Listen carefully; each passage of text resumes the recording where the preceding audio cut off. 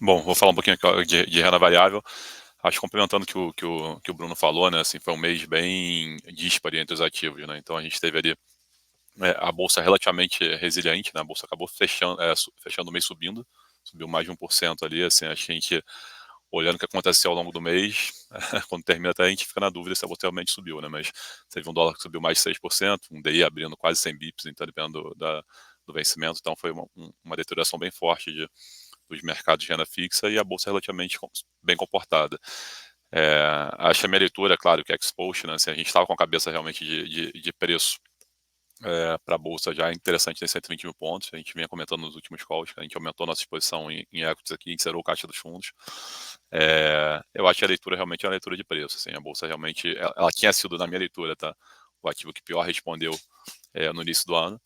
E eu acho que basicamente está fazendo um catch-up. Assim, quando a gente olha o que tinha acontecido de janeiro até maio, né?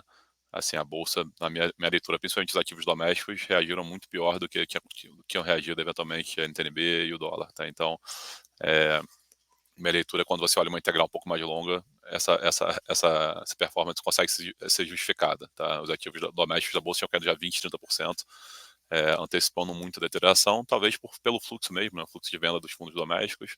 A gente também teve de resgate dos fundos domésticos, também teve venda grande de fundos estrangeiros, então eu acho que minha leitura é que talvez tenha cansado ali, a bolsa tinha chegado num ponto que de fato volta a atrair recursos, né? E o próprio dólar mais alto, né? A gente tem visto já esse movimento nas últimas semanas especificamente, mal bem para o estrangeiro já volta a ser mais interessante para entrar na bolsa, né? O dólar teve muita saída de estrangeiro nesse do ano, a gente já viu algum fluxo, inclusive dos estrangeiros que estavam saindo retornando para a bolsa nas últimas semanas com esse dólar mais próximo de 6. Então, sem dúvida, ele ajuda a ter um carrego melhor para o estrangeiro comprar a bolsa. Cara, o fundamento a gente já vinha falando, né? O fundamento de equity, especialmente do micro, né? Ele tem descolando um pouco de todo esse barulho, tá? O fundamento das empresas está relativamente bom, mesmo setores ali mais impactados com alta de juros, como construção civil, varejo, etc., não estão.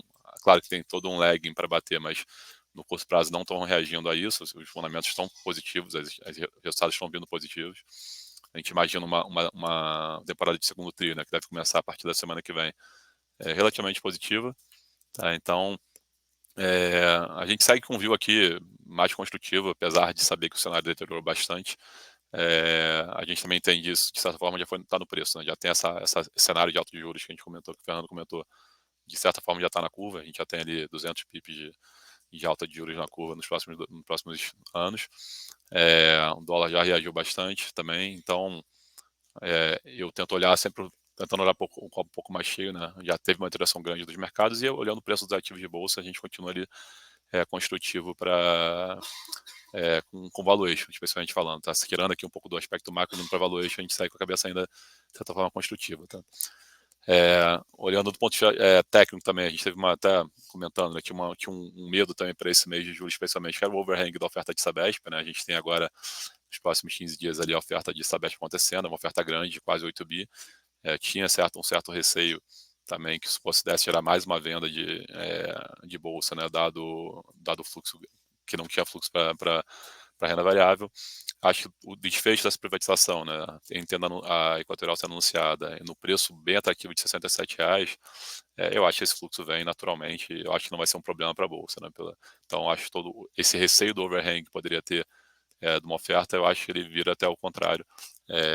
Acho que muita gente eventualmente se preparou para já para entrar nessa oferta de Sabesp, vai acontecer o contrário, né? O book vai ser extremamente hot e as pessoas vão ser pouco alocadas. Então, eu acho que nesse nível de preço que vai ser a privatização, vai atrair capital, tanto doméstico quanto externo, não vai ser um problema, especialmente falando desse overhang, tá? Bom, do ponto de vista dos nossos fundos aqui, né? Então, a gente sai com essa cabeça de certa forma ainda construtiva, pouco caixa nos fundos, pouco quase zero. E aí, movimentações do mês, né? Que a gente fez dentro desse cenário de dólar mais alto, né? A gente teve um ativo que performou super bem ali, que foi o Brasil Foods, um ativo que a gente já teve ali ao longo do ano passado, a gente já tinha zerado e retornado recentemente, muito em função, claro, o câmbio ajuda, e resultados de curto prazo seguem muito positivos, mas a gente resolveu botar no bolsa a posição, o papel realmente bateu no nosso target, andou 20% ali no mês passado, uma alta bem forte, então a gente zerou a posição, e a gente adicionou outras exportadoras, não necessariamente linkado, né, um movimento com o outro, mas de fato com esse dólar mais alto, o setor de cirurgia para a gente está bem atrativo, tá? A gente está vendo ali uma dinâmica de aumento de preço, tá? Acho que se tinha assim, um grande receio ali ao longo do primeiro semestre com a importação de aço chinês, o governo tentou atuar com tarifa de importação, a gente acha que ainda não foi suficiente, mas ajuda. Mas agora com esse câmbio de valorizado, sem dúvida ajuda a coibir a importação, e a gente está vendo até um pouco de repasse de preço, tá? Então a gente acha que um segundo semestre para o setor siderúrgico ali bem mais favorável. A demanda, como a gente vem falando, essa demanda está forte, tá? Doméstica, então a demanda de aço ela vinha forte no primeiro semestre, mas vinha sendo coberta, né, pela importação. A gente acha que se você reduzir realmente a importação, tem espaço para o setor siderúrgico aumentar ali os volumes vendidos e melhorar um pouco de margem, tá? Então a gente montou uma posição em Uzi Minas, que a gente não tinha, iniciou ao longo desse mês, e a gente aumentou também a posição de Gerdau, que a gente já tinha, em detrimento ali da venda ali de Brasil Foods, tá? É, e aí outro segmento que a gente aumentou ali foi a Vibra. A Vibra foi um papel que a gente já tinha voltado a investir no mês anterior, e aumentou recentemente com desempenho do papel. Basicamente é uma questão de preço. O papel teve uma realização razoável, saiu de 25 para 20 reais. Nesses níveis a gente entende realmente já que faz sentido aumentar, e fundamento de curto prazo segue positivo ali para a empresa também. Sabesp a gente já comentou um pouquinho, né? Foi outra ação que a gente chegou a zerar no início do ano por conta de ainda tinha um receio aí de a privatização não acontecer, né? Tinham pontos a serem avançados. Com a privatização avançando, a gente voltou a montar a posição, a gente aumentou um pouco no mês passado. A gente acha que vale a pena já se posicionar, dado que a demanda vai ser forte. Provavelmente a gente não vai conseguir ser alocado o que a gente gostaria no leilão. Então hoje a gente montou uma posição já previamente ao leilão de privatização. A nossa ideia é aumentar no leilão, mas a gente sabe que vai ser um book bem concorrido, tá? Do lado da redução, né, para fundir a Sabesp, a gente zerou a posição que a gente tinha em Copel, a gente continua gostando do ativo, simplesmente foi uma ideia de não aumentar muito a posição de utilities dentro do portfólio. Então a gente escolheu ali a Copel, que estava andando dentro do setor de utilities, foi que andou relativamente melhor, tá? E outros ativos que ficaram menores ali, a gente acabou zerando também para financiar, para ajudar um pouquinho no caixa do fundo, foi ali a GPS e a Rumo, simplesmente porque escolha de ativos mesmo, não tem nada de errado nas companhias, a gente preferiu optar por outros ativos em relação a essas duas, tá? Acho que vale só comentar assim para finalizar aqui, do ponto de vista de destaque positivo no mês, então uma posição pequena nossa, mas que andou ali mais de 50% no mês, foi a Ambipar. Papel que tinha caído bastante, a gente tinha sofrido muito no primeiro semestre, papel basicamente saiu ali de 15 para 10 em um mês ali entre abril e maio, e basicamente voltou de 10 para 15, então foi um movimento técnico bem forte, foi um aumento de papel, basicamente aumentado muito short nessa queda, e agora na alta a gente tem visto ali um short squeeze, além do que anúncios positivos da companhia, a empresa anunciou buyback, anunciou novos contratos, então o papel reagiu de certa forma bem forte, apesar de ser pequeno, contribuiu ali positivamente ali para os portfólios dos fundos.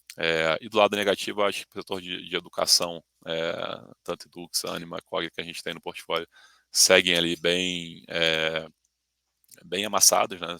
Sem fluxo, o mercado ainda sem olhar para o setor de educação, ainda numa dinâmica essa dinâmica de venda dos ativos domésticos, setor que vem caindo, a gente tem visto ali valuations extremamente baratos, tá? Então a gente está vendo ali basicamente essas empresas negociando a 7 vezes lucro esse ano, 5 vezes ano que vem, então a gente acha o downside muito baixo, sabe que é um setor sem momento, mas a gente tem aproveitado sempre as quedas para aumentar um pouco a posição ali, e hoje é uma posição razoável nos portfólios, somando ali Edux, Anima e Cogna.